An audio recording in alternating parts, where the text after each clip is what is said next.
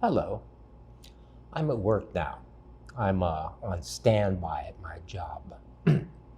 I'm an art model, and so in this place where I work, if they hire all the art models for the classes, and then if somebody doesn't show up, they have a standby model. So it's my night to be standby tonight. So I don't have anything to do. So I thought I'd make a video about Of Time and Turtles by Montgomery with illustrations by Matt Patterson. I suppose this is one of his illustrations, or is that a photograph? At any rate, we have a book here, a new book. You see it's from September 2023, it's a library book, and it is about turtles. Now, I quite like turtles, so that's why I'm read the book, and it has illustrations of turtles, which is suitable. Have illustrations because, me being in the art school right now and all that. So it's illustrations by Matt Patterson, who is a character in the book, and a turtle lover and a turtle keeper. And has lots of photos, so it's kind of interesting book. And it's less than really a book all about the turtles. It's about the turtles and the humans interacting. In this case, it's about the people who rescue turtles.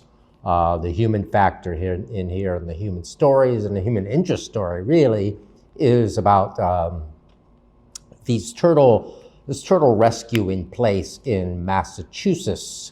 I guess it's in Massachusetts or New Hampshire. A lot of this takes place in New England, even Cape Cod, as they rescue turtles. Now, why do turtles have to be rescued? Well, mostly because of automobiles.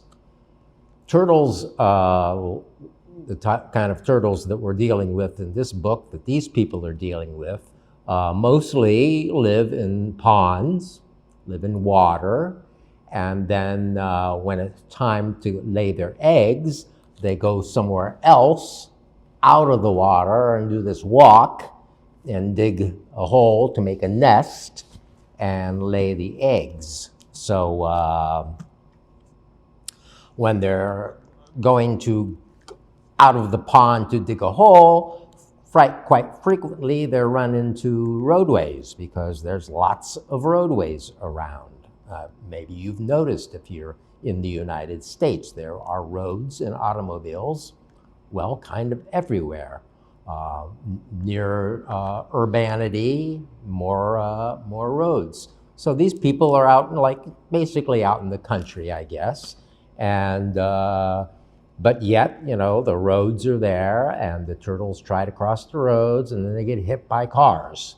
And a lot of them survive these car hits. We are dealing with, we get to know some of the turtles too. Like one of them is called Fire Chief. He's called Fire Chief is because he lived and was a turtle that was familiar with the firehouse where he lived nearby. A firehouse was constructed during the turtle's lifetime because the turtle was older than the firehouse. Turtles live a long time, as we know. Do we know that? Well, I did. So the turtles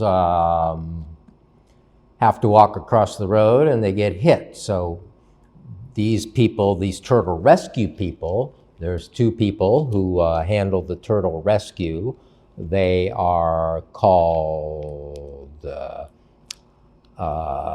Alexa, Alexia,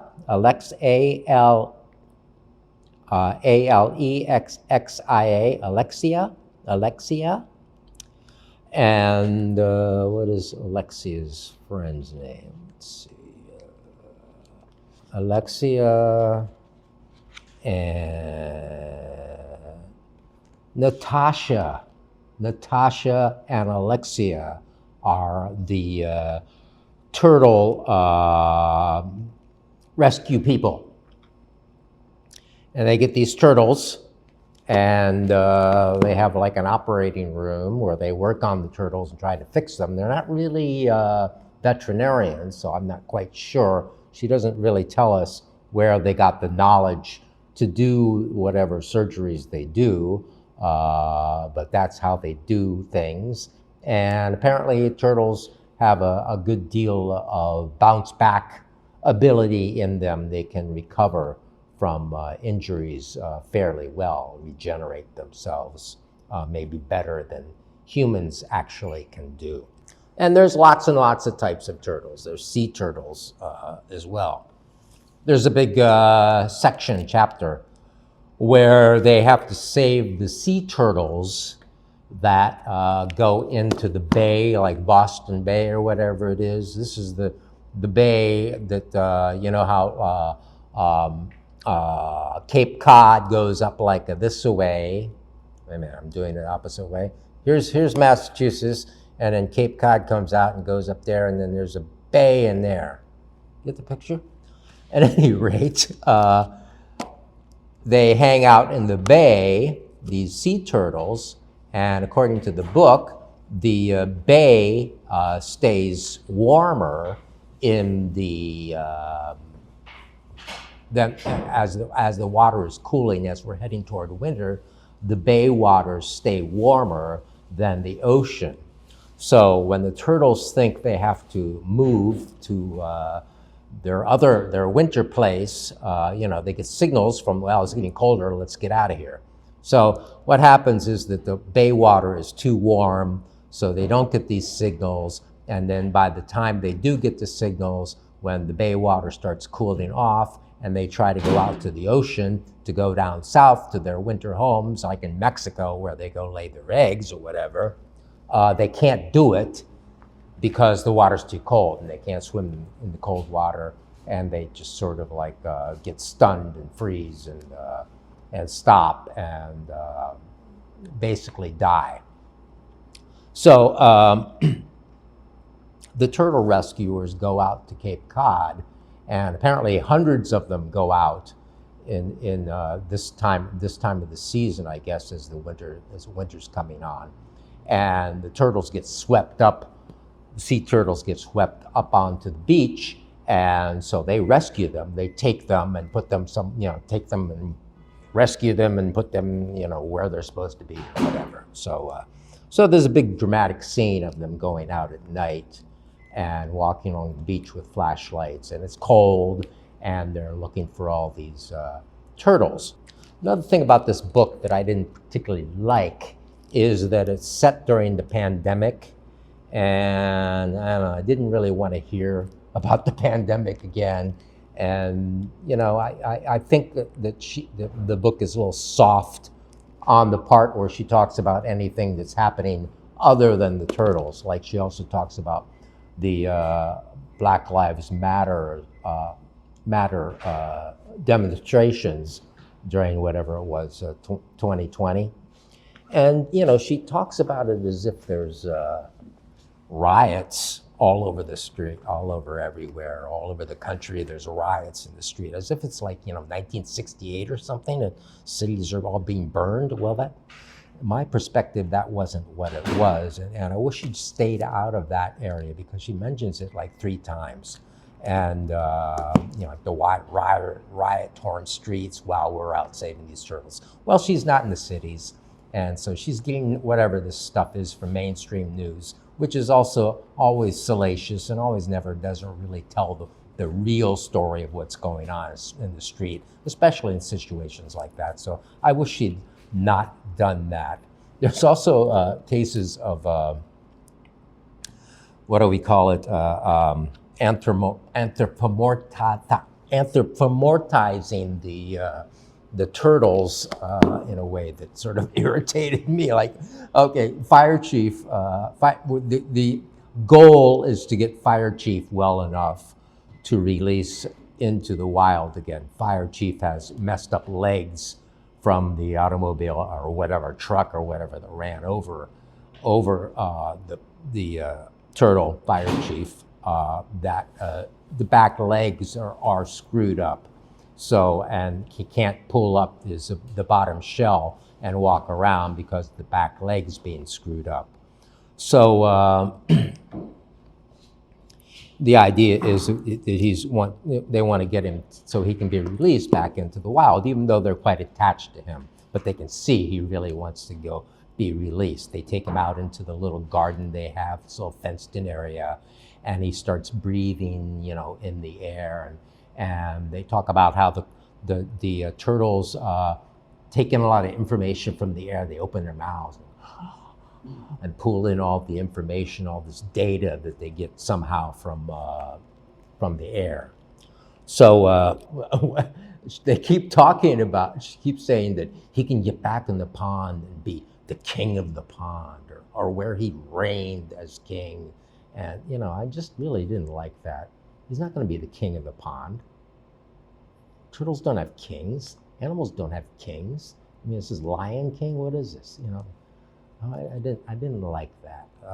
I have a little thing I want to tell you about turtles. I live here in New York City, and if you go to Central Park, the turtles are right there. They are out basking on the rocks, and they pay no mind of turtles. Actually, the turtles in Harlem Mere, you can see them swimming. I saw a really big one in that water one day, looking down into the water.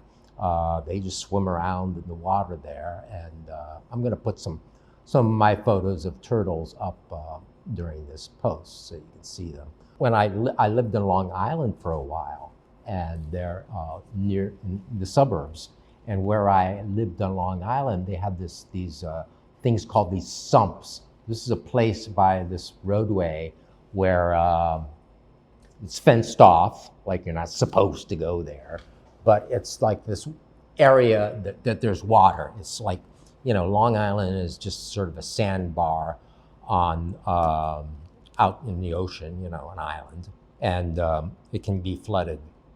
So when they constructed all the suburbia there, they built structures that take the water in. Anyway, there's a place out there that I called the secret pond that I discovered. I was living out there with my girlfriend who'd lived there all her life, and she was already in her 30s, and she'd never been there till I was there. So I walked through the little trail around the fence where a lot of people have been going in this suburban area. And anyway, that little secret pond there has turtles as well. But every time I would approach, I'd be 100 feet from, just to where I could barely see the turtles. As I approached, they would somehow be aware of my presence and dive into the water.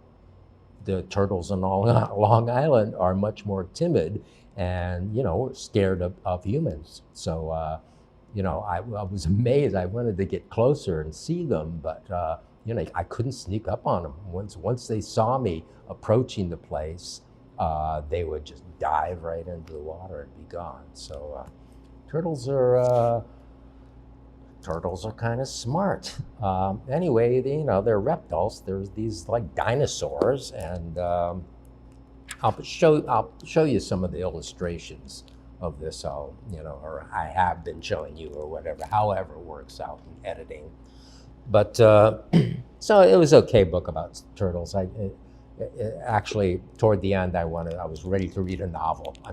I've been reading a lot of nonfiction. I'm ready to get back onto a novel, which I'm reading one now, and I'm hoping that it'll be fun and entertaining. So another thing about this book is we introduced the characters of, as I said, Natasha and Alexia, and they are the two people who run this turtle rescue place. And there is a personal revelation that almost feels like she held it back.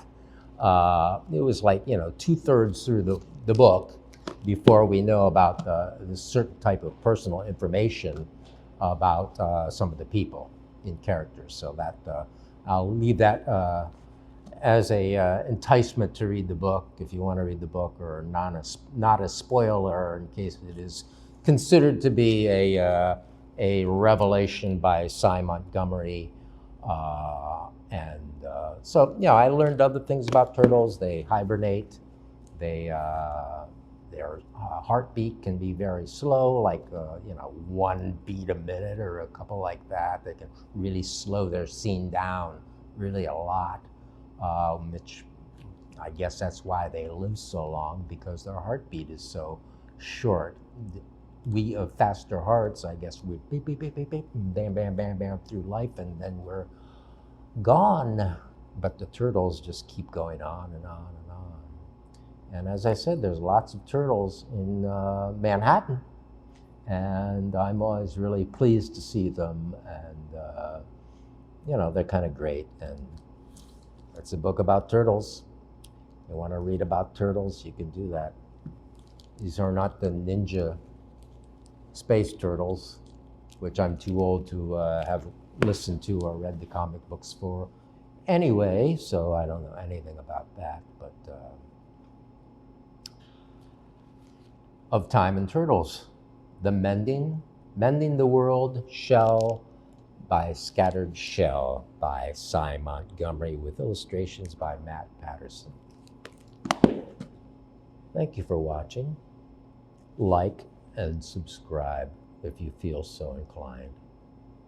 I mean, look at me. Don't you want to help me out in my pathetic little channel here? I know you do. Unless you're just mean. I'm only kidding.